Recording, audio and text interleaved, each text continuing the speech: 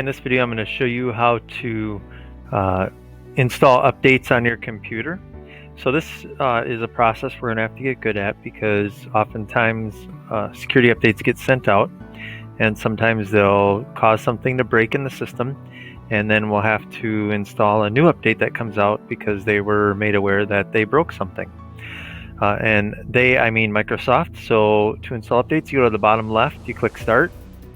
You then click the settings icon. You then look for update and security. So let me go back here for a second. So on this page you would find update and security. And then right here, if you have updates, you would click and install any of the updates that you have. At some point you'll be asked to restart your computer when all those updates are done and you want to restart.